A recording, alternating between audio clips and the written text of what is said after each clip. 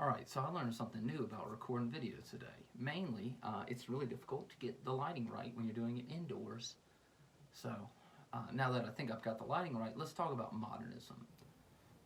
Basically, what it is, where it comes from, why it happens, what is the intent behind it, and also some famous examples of it.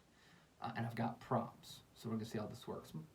Basically, modernism is a development in the very late 1800s, all the way up through really till World War II. I'm in some Facebook groups about modernism, and I'm sure they would really hate the way I'm describing modernism. But in artistic and architectural and design elements, we're going to say that it's basically very late 1800s, we're talking 1890s, all the way up to 1950s. From that point on, you really get into more mid-century modern and then finally postmodern.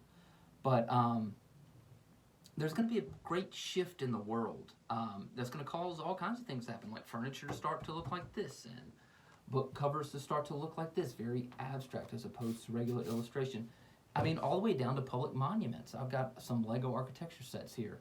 This is the traditional style of monument before modernism. It's very classical, Arc de Triomphe. If you go to Paris, you can see it. It's built by Napoleon in the mid-1800s. But by the late 1800s, France, which some people would say is the kind of birthplace of modernism in many ways, starts to do things like this, the Eiffel Tower. New construction material, steel, new design, less nationalism, which we're going to talk about in a second. And then by the 1920s and 1930s, France is full on getting things like this, the masterpiece, you might say, of the international style, which we'll talk about. Le Corbusier's Villa Savoy. And of course, you know, that's not the only example I have here because I've spent too much money on Lego models. By the 1950s, you'll have the Guggenheim Museum in the United States, which is done by Frank Lloyd Wright. And of course, you cannot leave out the masterpiece of American modernism, as many people are concerned, which is Falling Water as well. But why do these buildings come to supplant this building style? What's going to happen that causes that? I actually wrote myself a script to make sure I don't go off the rails, because I can talk about Frank Lloyd Wright and Villa Savoy in the International School a lot. But really, we need to talk about the intent behind the style and also the art of the style, not just the architecture. So let's start with a definition. Modernism is an art style in the time periods that I've listed already, late 1800s through mid-1900s, that focuses on abstraction and intentional lack of classical design, especially in architecture. You're going to see a lot of geometrics, a lot of shapes, a lot of going back to the simplest possible element of art here, whether it's color or shape or material or construction method even. It's really important to make the point that modernism is not modern. A lot of styles that are considered very modern are not modernist. Modernist, a lot of Americans might think of minimalism when they think of modernism. And while that's not a wrong definition, it is an incomplete definition. So what is the historical context here? Why does this all happen? And I think this all happens for a really simple reason. That really simple reason is World War I. After World War I, which is a very nationalist conflict, a lot of artists kind of start to reject this neoclassical style.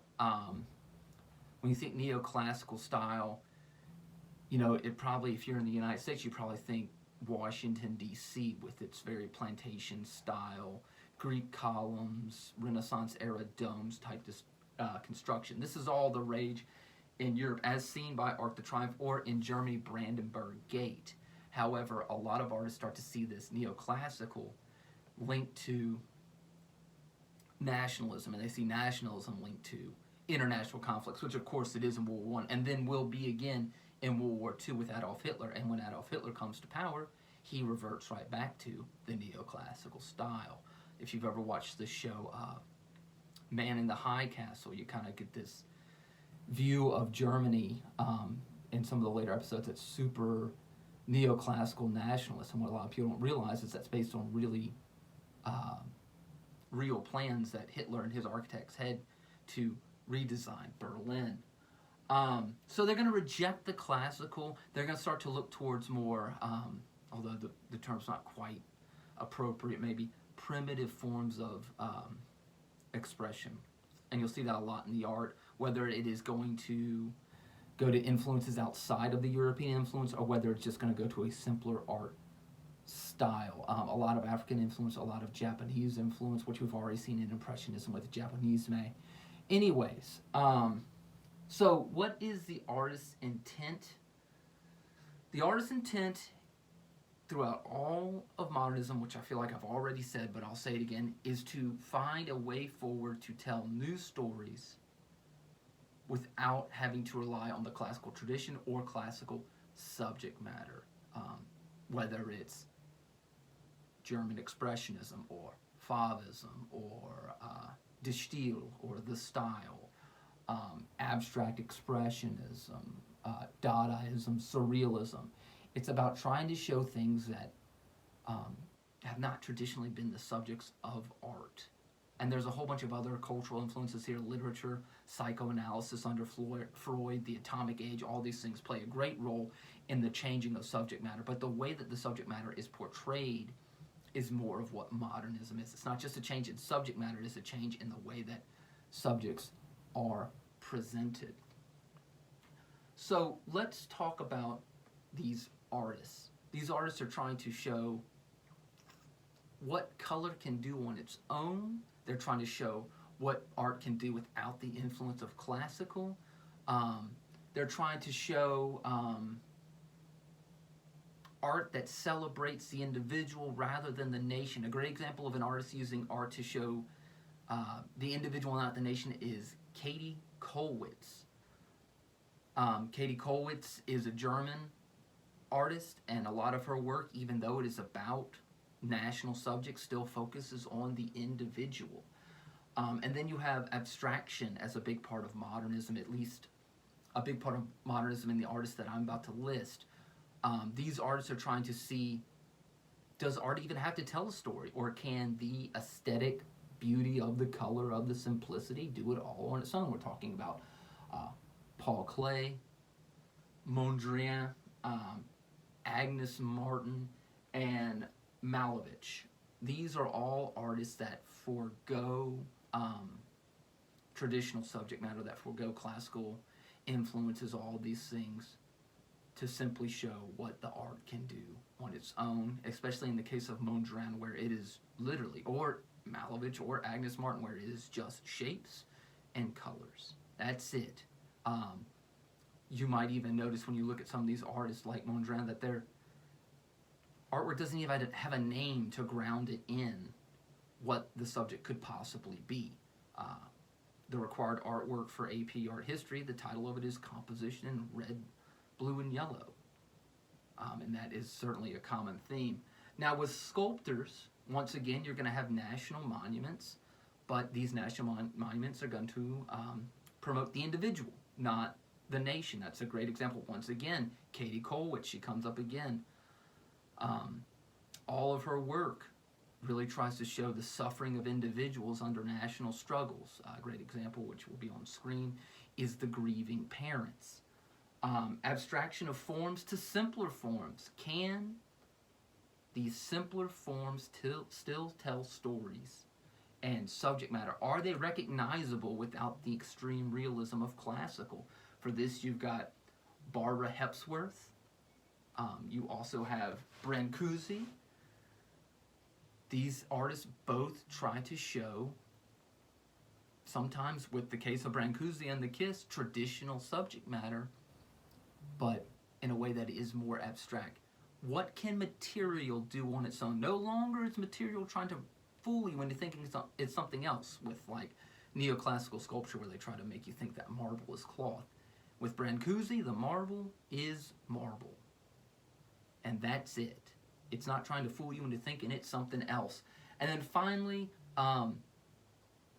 with sculptors, you're going to have a lot of ready-made sculptors, especially with the advent of Dadaism. These artists are really trying to see, with industrialization, what is the role of the artist? Now that so many of the materials they need can be ready-made. These sculptures will literally sometimes be called ready-mades. You'll probably think very famously of minimalism. A great example of this is Donald Judd. All of his works are ready-mades for the most part. They are made to be recreated, to be reproduced. And in this industrial age, so many things can be recreated and reproduced. Why shouldn't art also be able to? It's a real question of what is art? Is art a matter of talent or inspiration or discovery? Is it personal to the person? All these questions will be addressed very directly by works like what Donald Judd does with these ready-mades. And then finally, my favorite thing of modernism, the architecture. I've got a whole laundry list of architects over here off screen on my script, and I'm going to read them off to you. But let's talk about these architects, because to me, the architecture really solidifies what it is to be a modernist. These architects are doing things that no one has ever done before.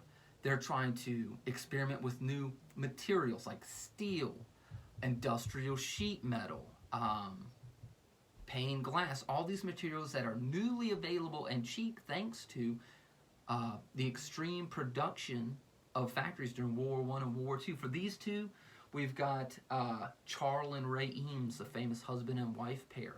The example that I give is case study home number 8, also sometimes just called the Eames home.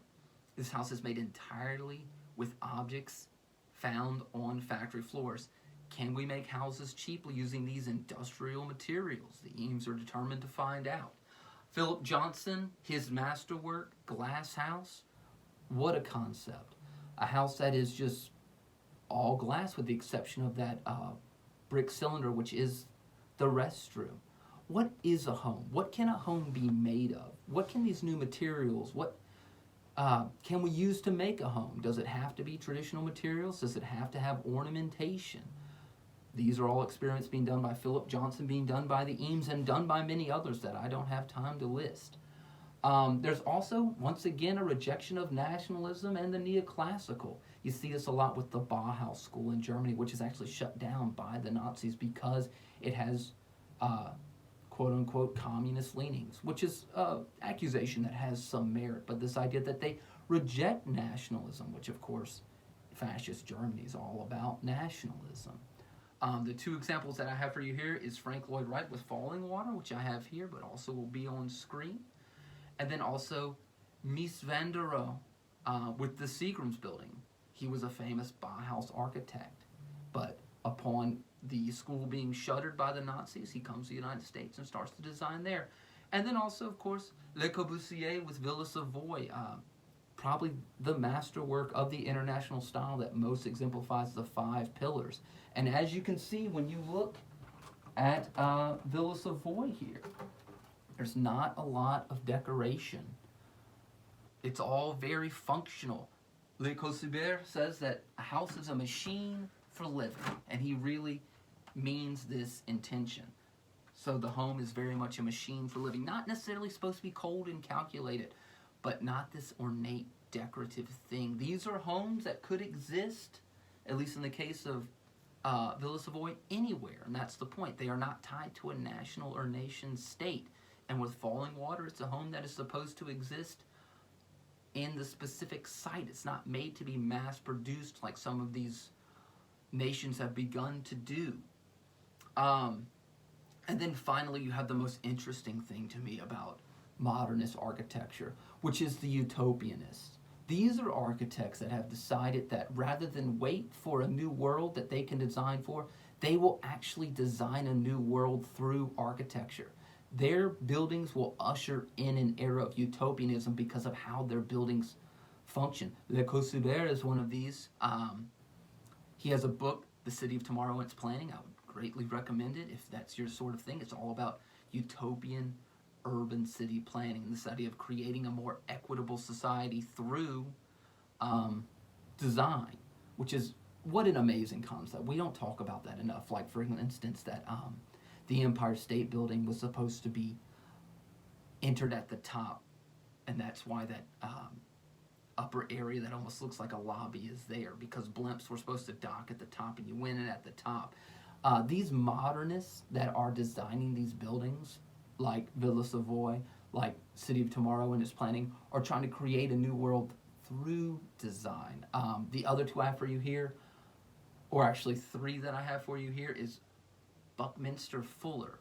He's famous for geodomes. In fact, if you've ever been to Epcot and you see the spaceship Earth, that is based on his design. It's this idea of a utopian society that could exist in these domes that could be anywhere. They don't have to be in even hospitable climates.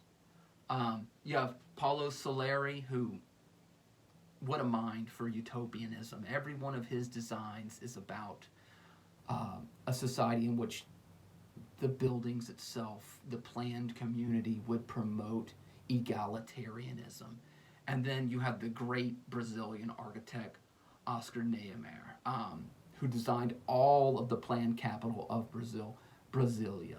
I give you one example in the images with the cathedral, but the entire city is a planned city. Rather than letting cities build organically and build on top of one another and kind of be a mess in which the wealthy and the poor are segregated by circumstances, both intentional and unintentional, people like Paulo Soleri or Niemeyer decide that they are going to create communities in which this is impossible. But that's modernism. There's certainly a lot more to say about it. I have not said everything. Do not take this as a comprehensive guide. It is just an overview.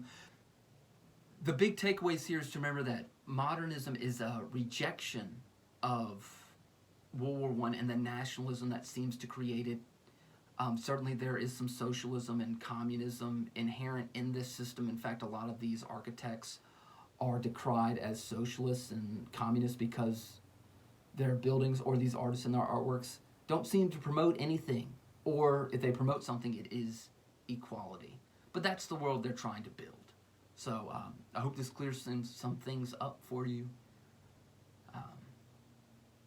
Next time, I guess, I don't really know how to end these things. So let's just end it with, look at all these cool Legos that I have. I'm a child.